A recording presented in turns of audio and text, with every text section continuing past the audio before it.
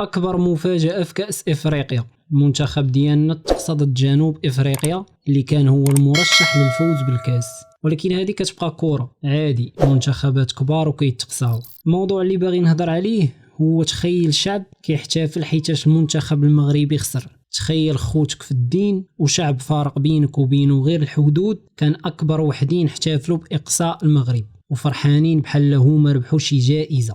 خطير هادشي والله، ما كتعرفش واش هادشي كيفرح ولا كيبكي. اشنو التفسير ديال هادشي الله اعلم. خوتنا الجزائر فرحانين بالخسارة ديالنا.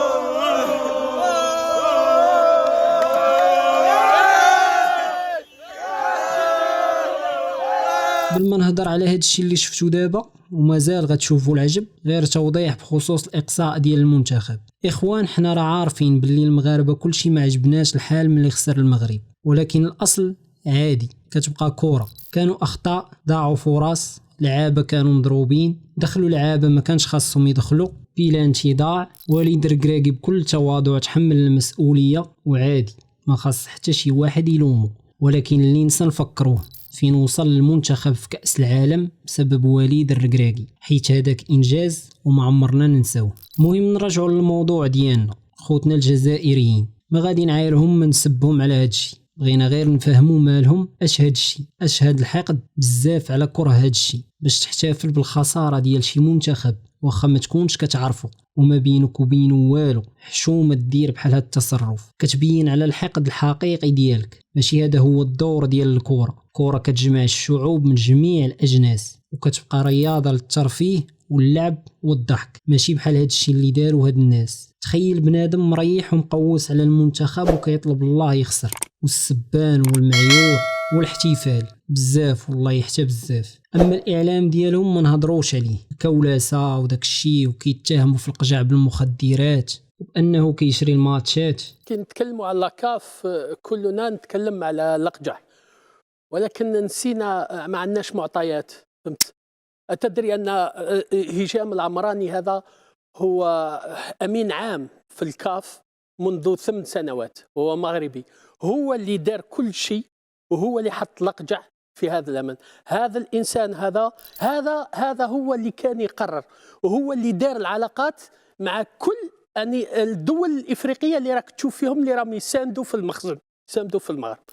حقرونا في المباراة الأولى والثانية والثالثة، وعن طريق حرمان المنتخب الوطني الجزائري من ركلات ترجيح وعدم العودة إلى الفار. منتخب جزائري بمشاكل فنية وتكتيكية ومع ظلم تحكيمي خرجنا من الدور الأول، ومع كولسة كبيرة، وأيضا تم تمهيد الطريق بالكولسة للمنتخب المغربي اللي عن طريق رئيس الاتحاد، رئيس الجامعة المغربية الأقجع. لكن يبقى دائما على قميص المنتخب الوطني نجمتين، وللأقجع في قميص منتخب ونجمة واحدة. باي باي منتخب المغرب في هذه الدورة رغم كل الكولسة. جنوب لقاء الكولسة، لقاء المفسدين، لقاء مفسدين في الكاف، على مستوى الكاف، لقاء اللي ما نحبوهمش. لا لقاء المفسدين انا نقول لك عليه، المفسدين كرة القدم، لأنه على مستوى الكاف. لأنه اليوم رئيس الجامعة المغربية لكرة القدم يعمل كل ما في وسعه لتحطيم الجزائر، يعمل كل ما في وسعه هو كرئيس، يعني كل ما هو جزائري،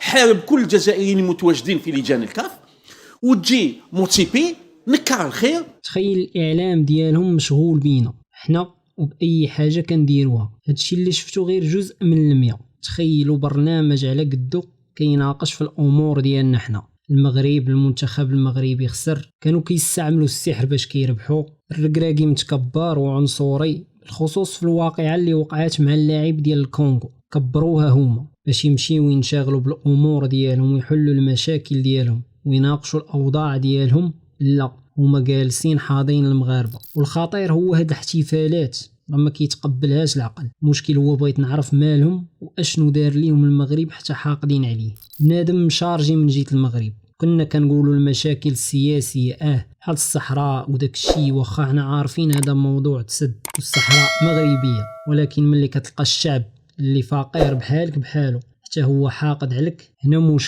مشكل كبير. حنا صراحه باش نكونوا واقعيين، بعض المغاربه الله يهديهم عجبهم الحال نهار خسرات الجزائر، ولكن ما داروش هاد الحاله وخرجوا كيحتفلوا وكيفرقعوا في داك الشيء، والطوموبيلات خارجين وبنادم خارج الزناقي كيقول مزيانه فيهم المغاربه. عيب هاد الشيء. الكره ماشي بحال هكا. الكره ما عمرها كان الدور ديالها تكره شعب في شعب، ولكن المشكل ديالنا حنا العرب بصفه عامه هي كنبقاو حاضين بعضياتنا، ناس مركزين على راسهم وساكتين بحال الافارقه. صراحه المنتخبات ديالهم مركزين على اللعب، كيتقاتلوا على الكره، حتى واحد فيهم ما كيهضر على الاخر، دق والسكات، وها هي النتيجه كتبين. العرب كلهم تقساو والافارقه بقاو لاعبين بيناتهم. خطير في الامر اللي خاص تفهموه هو ملي كيكون شعب حاقد عليك. حنا عارفين السياسه ديالهم هي اللي كتشارجي فيهم وكتحقدهم على المغرب، ونجحات في هذا الشيء. ولكن هذا الشيء راه تجنيد غير مباشر. اخوان، هاد الناس الا توفرات لهم الظروف